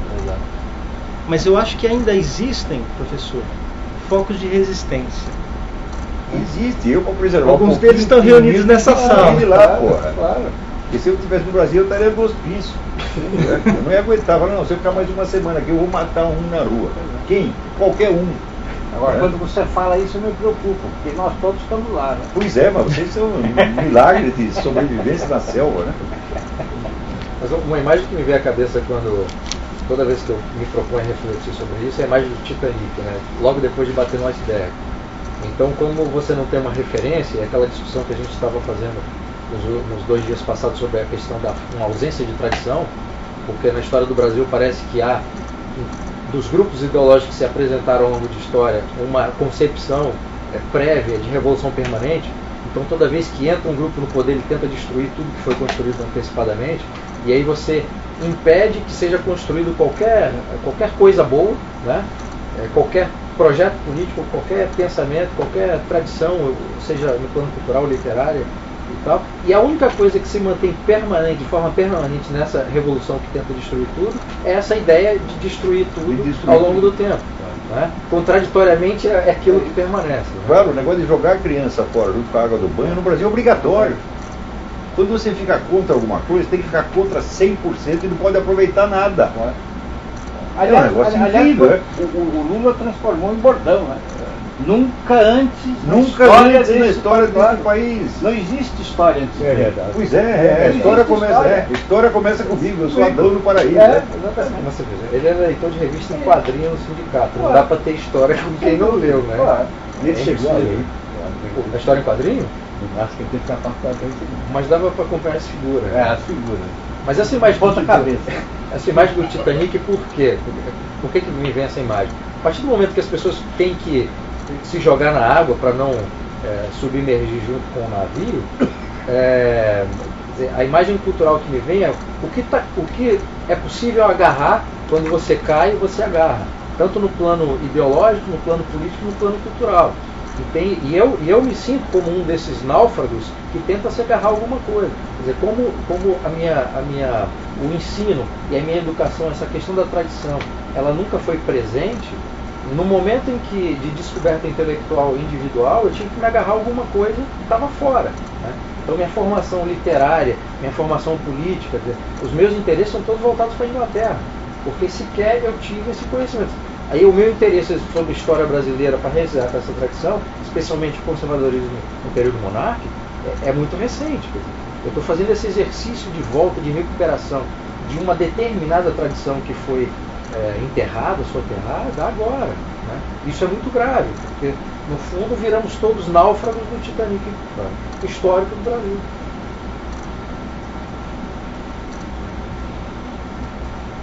Silêncio. Silêncio é significativo. Né? Chega uma hora que você não há mais o que dizer, porque assim, a coisa é tão acachapante, tão deprimente. E é tão óbvio.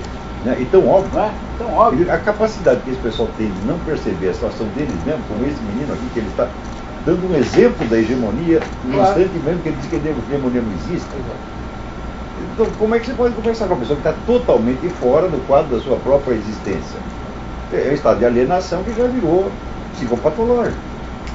Então não se trata de discutir, nós temos que ajudar essas pessoas. Peraí, tem alguém aí na linha? Vamos ver, diga aí. Alô? Alô, quem é? É Marco Rocha de Goiânia. Marco Rocha de Goiânia, diga. Eu já liguei uma vez. Eu tinha falado da criação de um grupo de debate no colégio. A gente conseguiu efetivar isso e o primeiro tema, aliás, é a discussão sobre o casamento homossexual.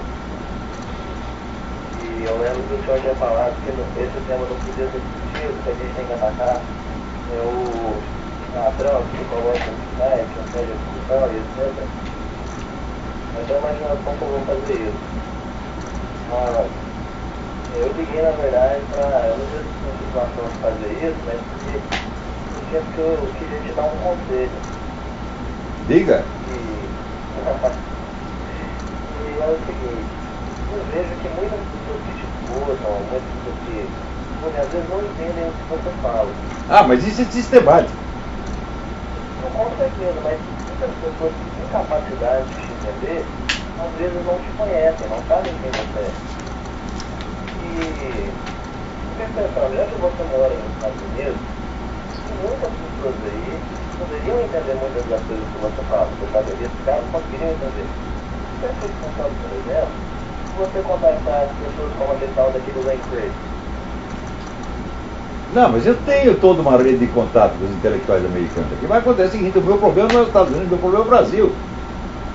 Eu vim aqui para cuidar do Brasil, pô. Né? Então, aqui no cenário político americano, eu primeiro não posso dar palpite por eu ser correspondente de um jornal estrangeiro, eu não posso tomar posição, eu não posso contribuir para um partido, não posso participar do movimento. Isso aí me queimaria a minha reputação. Então eu não posso interferir. Posso de vez em quando dar um palpitezinho ou outro, uma sugestão ou outra, mas escuta, eu não nasci nos Estados Unidos, aqui eu posso ajudar muito pouco. Agora no Brasil posso fazer alguma coisa. Então é isso. Agora, se você dizer, as pessoas não me conhecem, elas não conhecem, não querem conhecer. No Brasil é o seguinte, o sujeito pega uma frase sua, ele daquela frase, ele já reconstrói toda uma visão, ele constrói o seu personagem imaginariamente e passa a combater esse personagem. Isso todo mundo faz, esse garoto da Unesp faz isso. Esse processo como arqueólogo, você pega um caco de uma tigela e reconstrói uma civilização por trás. Agora, ler os meus livros, né?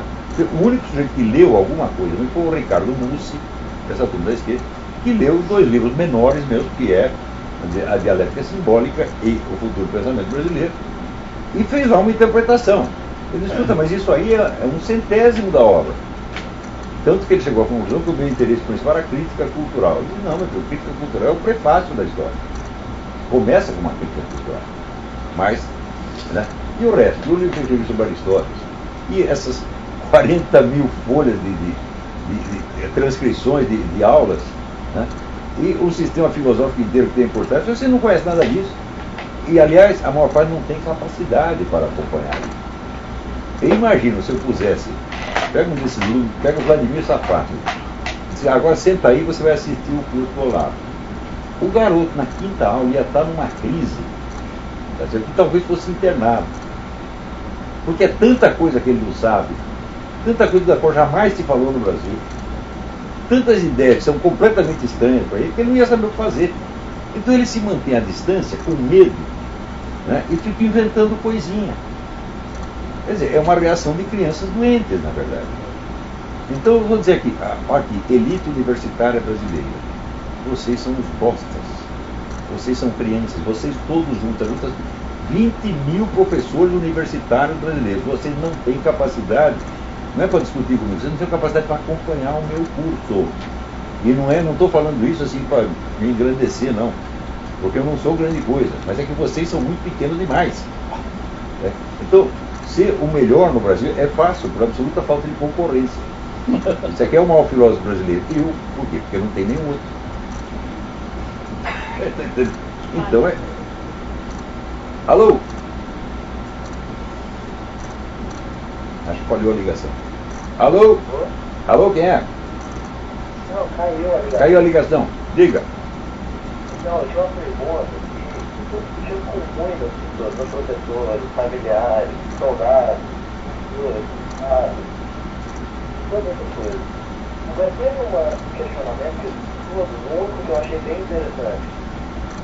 Que foi, talvez o senhor saiba explicar isso. O Bush, ele deveria supostamente ter apoiado a eleição lá do Obama, ele era contra o Obama, não é? Sim. Então, por que o Bush ele não usou a política que tinha na presidência para descobrir todas essas falsificações de documentos, etc.? Isso, o Bush tem mais rabo preso do que um rato na ratoeira. O Bush é um bosta. Os caras não perceberam ainda, meu Deus do céu. Ele não faz nada sem pedir licença para o CFR, Council of Foreign Relations. Né?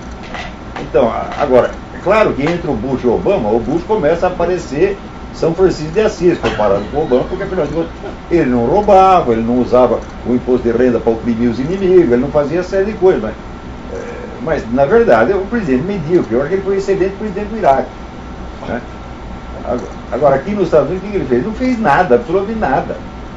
Só fez é puxar o saco dos seus inimigos. Pô. Isso é o que fez. E tem uma outra coisa, se puder terminar de divulgar, porque já não falou do pensamento. Você está fazendo uma marcha que vai ter dia 10 de julho lá em São Paulo?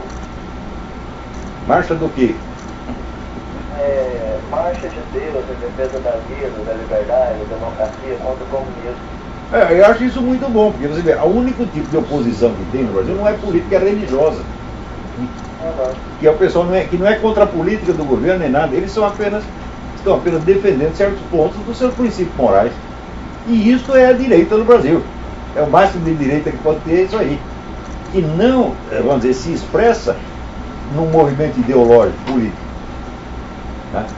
E mesmo assim o pessoal da esquerda já fica assustado com isso. Agora, você vê, 80% da população brasileira é contra essa putaria toda que está aí. Mas não tem canais de expressão. Você não tem um partido, não existe um partido conservador. Como é? Coisa que eu achei incrível você falando hoje é uma coisa que eu estou vendo todo dia aqui com as pessoas. São pessoas assim, membros de organizações esquerdistas, comunistas, pessoas que apoiaram tudo, eles juram que o comunismo não existe mais. O PT não é comunismo, o PSDB é partido de direito. Começa a dar uma preguiça quando você vai discutir com as pessoas, você tem que explicar tanta coisa. O senhor está pondo no seu cu e dizendo que a piroca dele não existe, porra. Isso é piroca imaginária. Né? Porra, esse negócio é mistura de cinismo com burrice, com cegueira.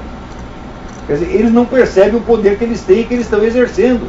Porque eles não percebem a censura que eles exercem nos meios de comunicação com a total exclusão do ponto de vista adversário. Coisa que o governo militar jamais nem tentou fazer. O governo nunca tentou dominar a mídia. Ele vetava essas notícias. cortava 10 centímetros, 15 centímetros, isso aí, mas veja se algum milico, durante o governo militar, deu palpite dentro de uma redação, mas nem entrava. O milico tinha medo de entrar na redação, porra.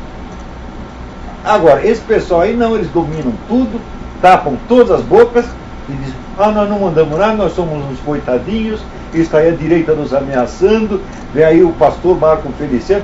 Eu me lembro de uma charge do Enfio, que era, aliás, um cara da esquerda.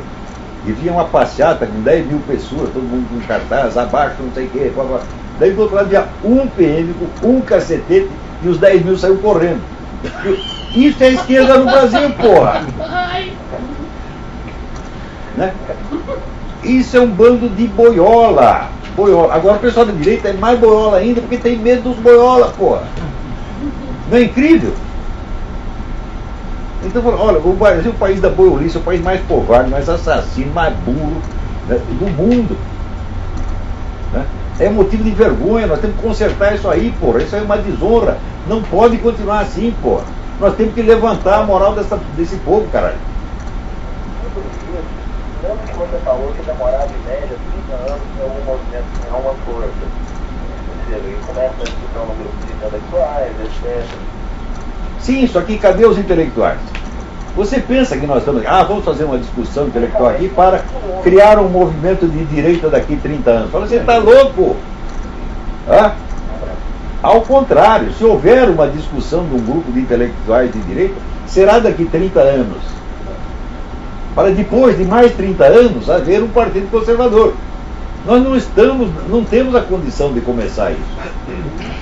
Nós estamos tentando formar intelectuais. Pouco me importa se eles vão ser de direita ou de esquerda, que se foda, né? Mas alguma coisa tem que ter.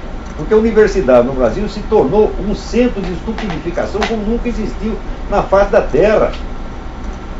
Esses professores universitários são analfabetos, incapazes, usurpadores, vigaristas, canalhas. Você pega o mais capaz deles, pega o melhor que tem da esquerda brasileira, não aguenta 5 minutos de discussão comigo. E olha que eu não sou Mário Ferreira dos Santos, meu Deus do céu, eu não sou Leibniz, eu não sou Aristóteles, eu sou um bosta. E eu chego lá e falo, não, mas você para chegar a ser bosta, você precisa se esforçar muito, meu filho. Para chegar ao meu nível de bostice, você vai ter que estudar muito, e se esforçar muito, e tomar muita vergonha na sua cara. Isso aí que nem o Bispo Macedo, né? Quer dizer que ele era um pseudo-merda, ele estava se esforçando para chegar a ser um merda, mas não chegou. A esquerda brasileira é toda assim, porra. E essa direita que está incipiente é a mesma coisa, porra. São os caras que não pensam. Você imagina esse negócio do cara querer reviver a arena, querer reviver o integralismo, fala, não merece 2 minutos de discussão. É aquele negócio assim, para não deixar você sem resposta, vai tomar no cu. Isso é o máximo de argumento que esses caras merecem. Pô. Tem coisa que não merece atenção. As propostas da direita nacional são absolutamente ridículas. Né? O pessoal liberal começou bem. Agora estão tudo servindo ao PT. Não tem consistência, não examina as coisas, sobretudo não tem coragem. Você vê nos Estados Unidos, eles conseguiram criar esse país por quê? Eles juntaram aquela elite que era altissimamente culta, eram pessoas cultas, poderosas e ricas, os founding fathers, né? E fizeram um juramento, então, pelos nossos objetivos, nós vamos arriscar a nossa vida, a nossa liberdade, os nossos bens e a nossa honra. Tudo o que nós temos. Quando você for ver, dos founding fathers, 80% deles foram presos, 80% perderam filhos, perderam tudo que tinha. Cadê no Brasil as pessoas capazes de fazer isso? No Brasil as pessoas têm medo de que olhem feio para eles, porra. Se eu disser tal coisa, eles vão falar mal de mim. É um bando de cagão. Tenho vergonha disso aí, porra. Olha, eu não sou nenhum herói, nenhum primor de coragem, né? Eu sou uma pessoa normal, mas a normalidade no Brasil já se tornou, está tão acima da possibilidade do brasileiro, qualquer ser normal começa a parecer um herói ou um louco. Quer dizer, o nível normal de coragem, que era o nível da minha geração, você vê, fala em 64. Eu tenho um amigo que era da União Brasileira de Estudantes Secundários. Quando deu o golpe em 64, botaram polícia lá cercando a União, e o rapaz, sozinho, Ele não era da diretoria da União, não era nada. Ele disse, porra, se os caras pegaram um arquivo da União Brasileira de eles vão prender algumas pessoas. O que ele fez?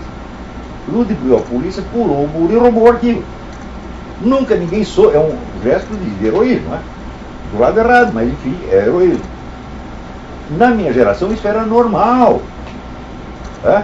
Estava agora lembrando, né, o meu companheiro de juventude, o Arno Price, que era um louco, mas era o mais valente que eu conheci. O divertimento dele era bater em PM na rua. Divertimento fim de semana. Ele não tinha medo de bosta nenhuma.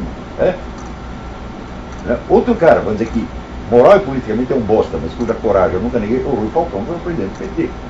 O Rui Falcão enfrentou tiroteio sozinho, ele contra 10 pessoas. E na minha geração isso era normal. As pessoas faziam. Hoje em dia o negócio emboiolou de tal maneira que se tornou indescritível, porra. O sujeito ele tem medo. Vão prejudicar a minha carreira, vão falar mal de mim, não vão me dar aumento. Vai pra puta que pariu, porra. Entendeu? Quer dizer, essa é uma crise de hombridade. Né? É uma crise nacional de testosterona, não tem mais, acabou, você entendeu? As pessoas não nascem mais com 2 bolas, meia bola, tá entendeu? Racionamento de bolas. No fundo é uma crise ética. Claro. Crise ética. Nós falávamos até que as pessoas perderam a capacidade de renúncia. Claro. Não pode perder nada, claro. Nada, não pode renunciar porra nenhuma. Não pode perder um chiclete. Mas hoje, o que nós temos é um país de vitoriosos. Né? Todo mundo é vitorioso, todo mundo se acha. E todo mundo fala num tom que é infinitamente superior à realidade dele. E todos são gênios. E dar um também. tom de superioridade que o sujeito sabe que não tem. Ele se sente um bosta, então ele decide fingir, né, estilisticamente, que é uma grande pessoa no Facebook, né, ou num blog. Quer dizer, não sabe falar com a própria voz, do tom de. Né? Quer dizer, olha, eu não tenho nem desprezo da minha pessoa e nem adoração da minha pessoa. Eu adotei, há 20 anos adotei como divisa do Don Quixote. E eu sei quem sou. Então não adianta tu me louvar por virtudes que eu não tenho, nem me condenar por pecados que eu não cometi. Porque eu sei exatamente uma coisa e a outra. E eu acho que isso não é normal na idade adulta você ser assim. Todo mundo deveria ser assim. Era o normal antigamente. Agora, hoje não, você vê esses meninos escrevendo no Facebook e tal, eles escrevem num tom de superioridade infinita. Você vê nesse merda desse Júlio Lemos falando do Mário Ferreira, que é um cara, ele não tinha, sabe, do Mário Ferreira, ele tem que dizer o que Aristóteles diz de Platão. Ele era tão bom, tão elevado, que o homem mau não tem o direito de louvá-lo. Isso é o que a gente tem que dizer do Mário. O Mário foi o maior dos brasileiros. Daí vem um merda de um Júlio Lemos, não sabe nada. Né? Chega lá e diz, eu li o Mário, mas não me convenceu. O que falei? Deve-se discutir com uma pessoa dessa? Não, a gente deve dizer, vai tomar no seu cu. Está abaixo da possibilidade de ser discutido. Agora, todo mundo fala nesse tom. Agora, veja, eu quando era moleque, eu queria ser um escritor. Então eu li os grandes escritores. E a primeira coisa que eu aprendi é que você não pode fazer uma boa literatura fingindo. Você tem que ir para a exatidão, você tem que expressar a coisa exata como você está vendo. E esse pessoal acha não, que você imitar, falar grosso, você vai ser alguma coisa. Tem que falar elegante, tem que falar bonito, com um senso de infinita superioridade. Todo mundo tem senso de infinita superioridade. Será que o único cara inferior que tem daquela merda sou eu, porra? Né? Todo mundo é superior e todo mundo se fazendo assim de exemplo de alta moralidade. Mas quando você vai ver, no Brasil, quando eles condenam a corrupção, você sabe qual é a mentalidade do combate à corrupção? É assim, eles estão tomando o nosso dinheiro. É esse o problema, não é o problema moral. É aquele negócio, eu também quero, senão eu conto para todo mundo. É isso no fundo. Não é o dinheiro público, é o nosso. É o nosso dinheiro, né? Eu passei a ficar muito chocado toda vez que eu encontrava um idiota. Porque eu estou cercado de gênios o tempo todo. E quando eu encontro e converso com um sincero idiota, para mim é uma revelação. Aí gostei. Pois é. A pessoa tem uma coisa natural, ingênua e sabe a dimensão da sua ignorância, quer dizer, no sentido de ignorar as coisas. E não tem vergonha daquilo, também não se interessa, enfim, são escolhas individuais, né? Mas está se tornando raro no Brasil. Exatamente, quer dizer, você encontrar um sujeito humilde. E viu aquele negócio do Fernando Pessoa? Eu nunca conheci quem tivesse levado porrada, né? Todos são príncipes, o único que não gosta sou eu. Sabe essa concepção da imaginação moral? Eu estava conversando com o Arno, ele comprou uns livros do Lionel Tree, e depois dessa conversa eu vim pensando a questão de como é que se dá a imaginação moral no Brasil. Teve uma época que virou moda, essa coisa de tentar resgatar vidas passadas, né? E todo brasileiro foi rei ou foi príncipe ou um grande guerreiro nas vidas passadas. Não tinha um camponês, Sempre que você foi na outra, ninguém carregou outra vida. Mas eu estou cercado Eu de fui príncipes Cleópatra, eu fui guerreiros. Catarina de Médici. Né? Ninguém E porra, quem te viu e quem te vê, né? carregar pedra, ninguém carregou. Pois é, você imagina, uma imaginação moral na sociedade dessa é a mais elevada possível. É por isso que toda vez que eu encontro com um idiota, eu fico impressionado, eu cumprimento o sujeito, né? Parabéns, Claro, né? um idiota autêntico. Eu cumprimento, dou Com nosso parabéns. carinho, respeito, Se né? pedir dinheiro, eu dou. Isso aí, no norte do Paraná, a gente tem uma expressão, viu? Isso é uma tremenda falta de enxada, esse pessoal. Vai carpir uma data, Vai, rapaz, a gente exatamente, fala tem lá, toda a sabe? razão. Lá em Londrina, Não a foi gente esse pessoal fala, novo vai que está carpir uma escrevendo, data. né? Todos eles têm opiniões sobre tudo, sobre os maiores problemas do universo. Digo, olha, faz o seguinte, por que você não escreve sobre os seus complexos de adolescência? Sobre as humilhações que você passou, né? As situações de vergonha que todos nós passamos, né? Por que você não conta aquela vez que você broxou na cama, né? Aquela vez que você mentiu para prejudicar um colega por inveja, né? Que o sujeito tinha tomado a sua namorada? Conta isso se tu for homem, porra. Né? Escreve sobre isso, porque isso é a realidade da tua vida, caralho. Né? Não, mas hoje no Brasil são todos super-humanos. Eu fico muito preocupado com essas campanhas contra o bullying, porque a escola era o primeiro instrumento de provação, né? Você sofria violência moral e física.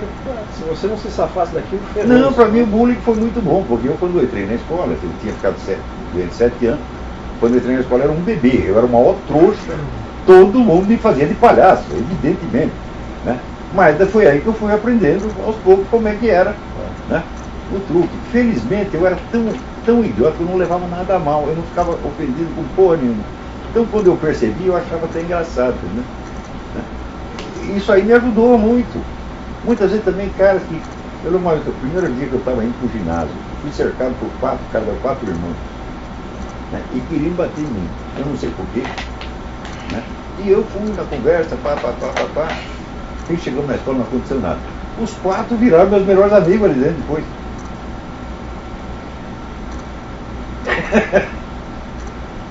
Né? Ali, tem alguém na linha. Alô, quem é? Alô? Falhou. Alô? Alô? Alô, quem é? Oi, Charles, é Tampa, Flórida, tudo bem, amado? Tudo bom? Não entendi nada, mas... Diga aí. A ligação caiu. Você está falando do Charles, de Tampa, Flórida? Ah, Charles de Tampa, Flórida, Estados Unidos. Tudo bem? Tudo bem, como é que está lá? Tudo bem, graças a Deus. Diga aí. Eu sou teu fã, rapaz. Eu tenho te acompanhado aí alguns meses. Obrigado. E olha, eu tenho uma pergunta agora no seu tema. Você tem tema que eu posso fazer pergunta fora disso? Você vê, o Brasil ficou tão merda que até eu sou sucesso. Deixa eu perguntar, como que funciona? É um tema de hoje ou eu posso fugir do tema? Não, faça a pergunta que quiser, só faça rápido. Tá bom, olha só. É a respeito do de Deus, a mesma pessoa diante de Jesus Cristo. Como pode Deus e Jesus Cristo ser a mesma pessoa? Porque faz sentido Deus vir como homem na terra e dar o local para ele fora. Escuta, mas se Deus não pode ser um homem, ninguém pode ser um homem. Se Deus não tem essa capacidade, nenhum de nós tem. É o contrário. Eu sei. Não, mas as pessoas dizem... Deus pode ser o que Ele quiser. Não, eu tenho uma questão do holocausto, porque Jesus Cristo não morreu por nós na cruz. Sim, Tanto o holocausto a nós. sim, é o próprio Deus que se sacrifica. Porque Ele fez as contas e disse, se eu for punir um por um, não vai sobrar ninguém. Então o que eu faço? Eu me puno a mim mesmo. Eu que não fiz nada, eu vou lá e eu levo as porradas todas no lugar deles. E você ainda está reclamando?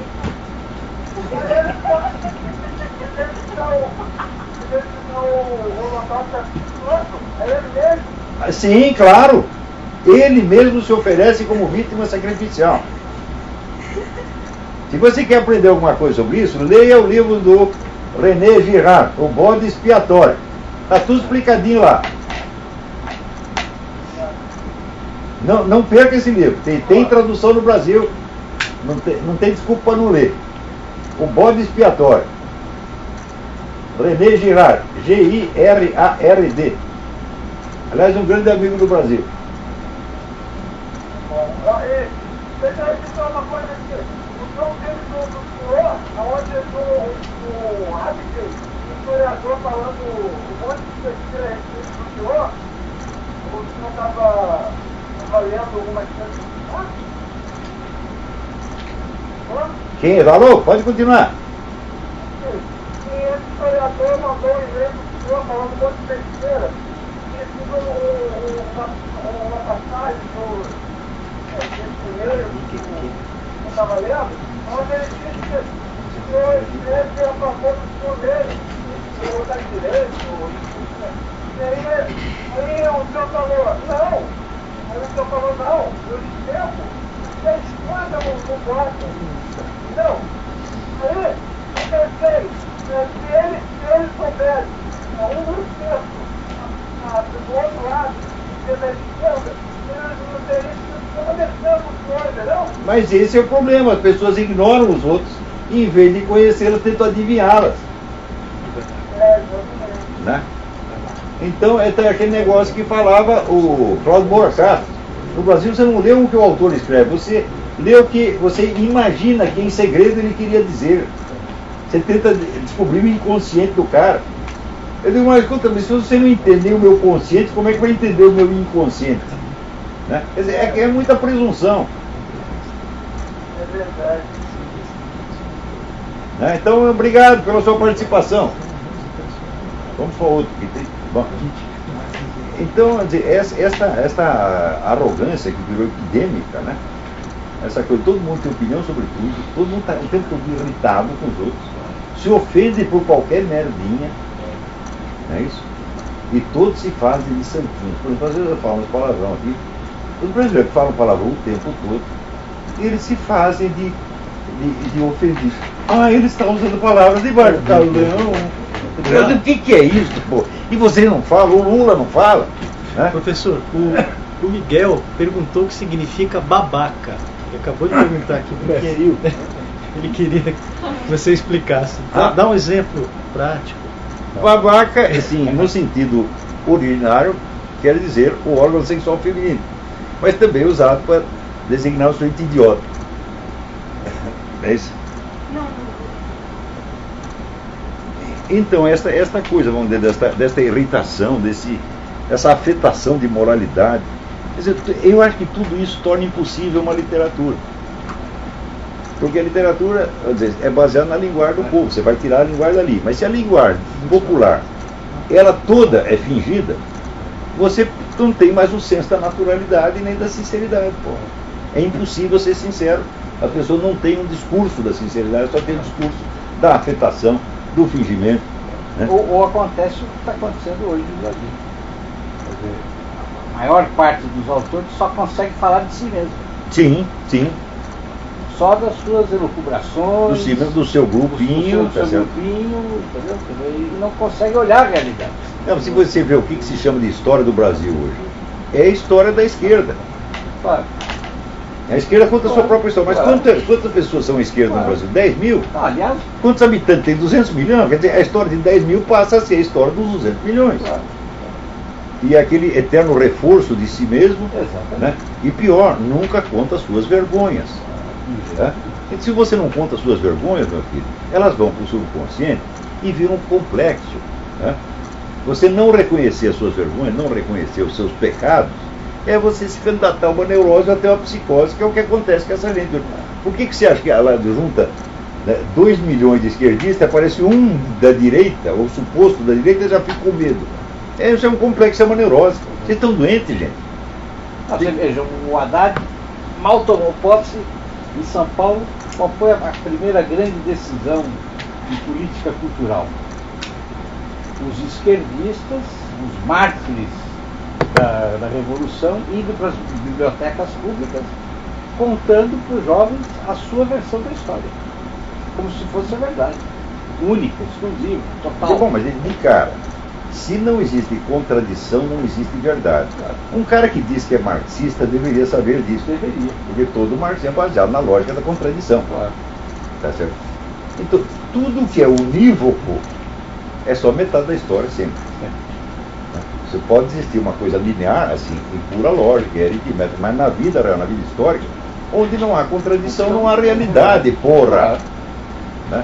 Agora, você tem que ensinar isso para um cara que diz que é marxista e que até dá aula de marxismo na universidade, é para mandar tomar no cu. A graça é a fusão de dois termos que parecem se excluir. Sim, sim, sim. Né?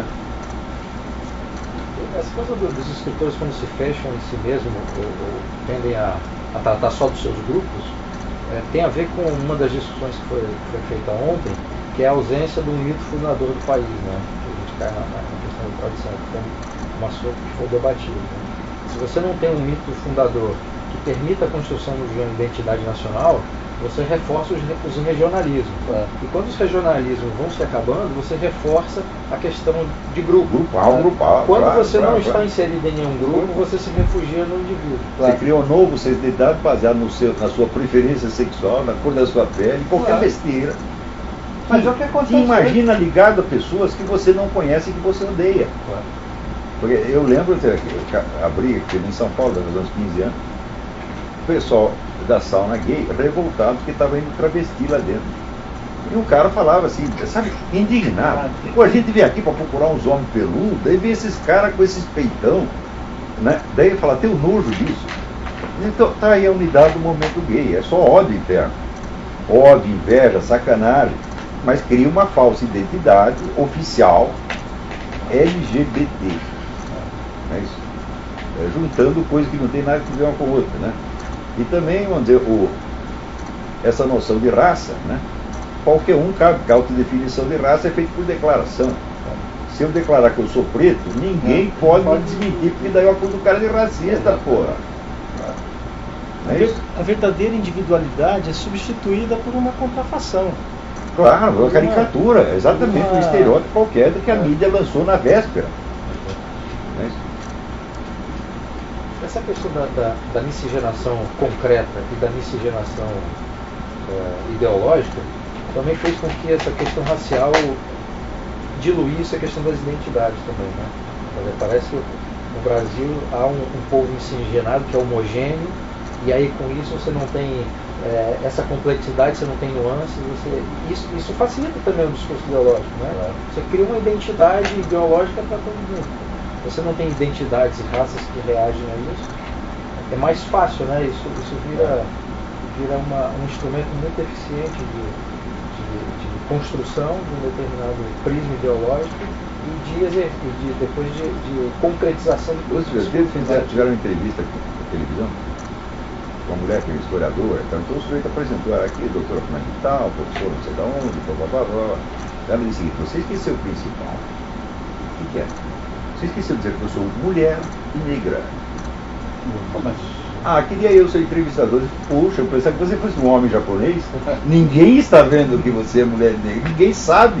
Isso é um segredo esotérico, fantástico, né? Você nasceu mulher negra. Você não tem mérito nem demérito nenhum por isso. Né? Agora, eu estou falando aqui dos méritos que você acumulou ao longo da sua vida. Será que isso é menos importante do que aqueles que você já trouxe do DNA? Quer dizer, é uma coisa absolutamente ridícula. A hora que o cara começa a se orgulhar da sua raça, é a mesma coisa que orgulhar do tamanho do pau, pô. Ah, você tem um pau grande, é mérito seu, foi você que fez? Eu não fiz o meu. Mas veio do jeito que está. Né? O cara se orgulha dessa besteira, pô. Aquilo é uma coisa animal. Parece exposição de vaca. Né? Eu acho isso uma degradação, viu? O ser humano é muito mais que isso. Mas muito, infinitamente mais. Aliás, não, o ser humano começa com isso aí. Claro, aliás, o ser humano é tudo que ele faz depois. Claro, aliás, é outra coisa. A literatura contemporânea também perdeu isso. Quer dizer, toda a concepção de transcendência do homem, tudo isso além de não existir, quando alguém ousa escrever sobre isso, é imediatamente ridicularizado. Não, foi substituído pelos dados biométricos. Sim, claro. Né? Ele virou um catálogo de exposição de vaca. Claro. E as pessoas acham isso lindo, se orgulham disso. Fala, bom, quando você começa a orgulhar disso, é porque você está no fundo do poço. Isso é um sintoma depressivo. Se estudar um pouquinho de psiquiatria, você vê que isso aí é sintoma depressivo. Quando você não consegue ver nada mais, a sua identidade está reduzida, vamos dizer, aos seus aspectos corporais inatos. Então é que acabou a sua identidade, você não tem mais mais nada. Tem uma espécie de desimaginação, a imaginação se empobreceu a tal ponto que sobra só os dados biométricos. Peraí, eu acho que não. Alô, quem é? Alô? Alô, quem é? Doutor Alonso? Eu? É Cristina do Rio de Janeiro, Cristina. Cristina, tudo bem? Tá bom. Alô, Cristina. Tudo bem, pode falar. Como o senhor vê a reação da esquerda ao livro do Lobão? Ah, boa pergunta, boa pergunta. Eu não li o livro do Lobão ainda. Ele tinha me mandado um prefácio que ele tinha escrito, mas depois ele disse que ele mudou o prefácio, então eu não posso julgar pelo prefácio, tá certo? Eu acho o seguinte, o Lobão é um homem sincero, ele está falando daquilo que ele está vendo, e ele não é uma pessoa inculta. Algo ele tem a dizer. Então a pergunta é, por que não pode dizer? Em relação à reação da esquerda. Pois é, os caras todos... Aparece um cara dizendo uma coisa diferente, e do outro lado vem 100 mil, todo mundo assustado. Quer dizer, é uma coisa absolutamente desproporcional, que mostra um estado de pavor, de terror pânico e de boiolice generalizada. Quer dizer, é o negócio da charge do enfio, é 1 contra 10 mil, os 10 mil estão apavorados. Né? Então, isso já mostra a normalidade da situação. Isso aí é o resultado do quê? Da Revolução Gramsciana. Eles ocuparam todos os espaços, acostumaram-se a ouvir a sua própria voz, e quando houve uma voz diferente, eles ficam aterrorizados. E já começa a inventar interpretações pejorativas, totalmente difamatórias, caluniosas, atribuindo aos caras as piores intenções que eles podem imaginar, tá certo? Começando a achar, não, também aquele negócio de achar que direito é nazismo, isso aí já virou obrigação. Só que isso é coisa de ignorante. Olha, eu já fiz esse teste. Pegar um desses caras que está falando nazismo, eu digo, escuta, é o seguinte, me diga um livro de um ideólogo nazista que você tenha lido. Nunca leram nenhum. Então, eles não sabem que o nazismo é uma dissidência do movimento socialista. Começou na seguinte base, dizendo, foi Karl Marx que fudeu com o movimento socialista. Esse era o argumento fundamental. Antigamente, você tinha um socialismo diferente para cada nação. E era um movimento espontâneo. E Karl Marx uniformizou tudo e fudeu com os socialismos nacionais. Esse era o argumento principal, que começa nos anos 20. Então, vai dizer que o nazismo é direita? A direita é o cu da sua mãe, meu filho. Ela estava à direita e o pau do vizinho estava à esquerda. Então, é isso aí, você está entendendo? Então eles não sabem nada de nazismo, eles ficam inventando coisa, porra. E daí quando você diz, não, nazismo é nacional-socialista, você está se deixando enganar por um nome. Falo, não é um nome, eu estou falando baseado na história da coisa. Eu li os teóricos do nazismo, não vou nem te dizer o nome, seu filho da puta, você que vai pesquisar se quiser. Porque se eu disser o nome de um teórico nazista, no dia seguinte você põe aquilo no Facebook, como se você conhecesse aquilo há 20 anos. É assim que vocês fazem. É isso que é a cultura universitária no Brasil. Todos esses, vamos dizer, esses autores, todos que eu coloquei em circulação no Brasil, no dia seguinte apareceu milhares de especialistas que nunca tinha ouvido falar do cara, mas não posso dar o braço a torcer que eu não conheço. Isso para mim é o supra-sumo da charlatanice. Né? E se me fala de um autor que eu não conheço, eu digo, opa, me diz mais alguma coisa, me dê um nome do livro que eu vou comprar. Agora os caras não, ouvem falar um nome e já começa, né? Dropping names, como eles dizem aqui, né? Eu falo Louis Lavelle, você vai ver, vai aparecer um monte de especialistas em Louis Lavelle. Né? E assim por diante. Agora, para compensar, às vezes, o cara da Wikipédia, tá na Wikipédia, tá, o Olavo introduziu no Brasil René Guénon e Júlio Zévo. Fala, eu nunca fiz isso na minha vida, os caras já estavam conhecidos aí fazia 30 anos antes de eu nascer, porra. Então, quer dizer, é tudo mitologia, é tudo invenção. Né? É um povo que está vivendo de fantasia mesmo. Virou uma cultura altamente masturbatória, né? Tudo imaginário, né? Então, gente, eu acho que o nosso tempo aqui já acabou. Né? Nós vamos continuar nossas conversações amanhã. Agradeço muito a presença de todos e agradeço aos nossos ouvintes e no mês que vem. Também queria aqui anunciar, vamos dizer, o nosso próximo curso. O tema será Sociologia da Filosofia, que vai ser de 30 de setembro a 5 de outubro. Tá? Então, daqui a pouco coloco o programa no ar, para quem quiser se inscrever. Então, até o próximo programa e muito obrigado a todos.